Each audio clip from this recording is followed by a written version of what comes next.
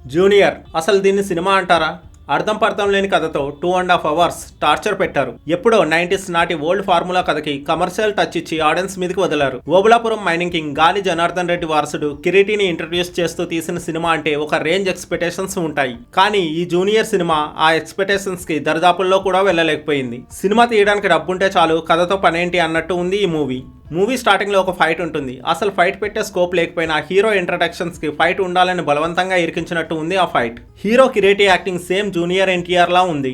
Dance fights బాగానే చేసిన కథలో దమ్ము లేకపోవడంతో తన శ్రమ మొత్తం వృధా అయ్యింది. ఇక శ్రీలీలది చాలా చిన్న గ్లామర్ రోల్, అసలు యాక్టింగ్ కి ఏమాత్రం స్కోప్ లేని క్యారెక్టర్. సెకండ్ హాఫ్ లో అయితే ఒక్క సాంగ్ లో మాత్రమే కనిపిస్తుంది.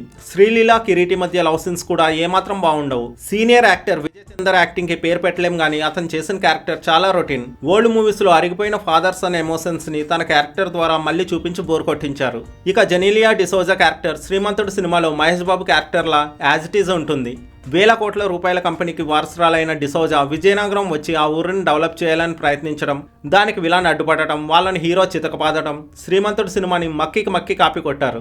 మూవీ ఫస్ట్ హాఫ్ కొంచెం అటు ఇటుగా ఉన్న సెకండ్ హాఫ్ మాత్రం టార్చర్. ఇక మ్యూజిక్ డైరెక్టర్ దేవిశ్రీ ప్రసాద్ ఎక్కువ కష్టపడకుండా ఒక 2 మంచి క్యాచీ సాంగ్స్ ఇచ్చి బీజిఎం కి మాత్రం ఇంద్ర సినిమాలో గల్లు గల్లుమని సాంగ్ బీజిఎం వాడేసి చేతులు దులుపుకున్నాడు. మంచి కథలు సెలెక్ట్ చేసుకునే ప్రొడ్యూసర్ సాయి కుర్రపాటి ఈసారి మాత్రం రాంగ్ స్టోరీని సెలెక్ట్ చేసుకున్నారు.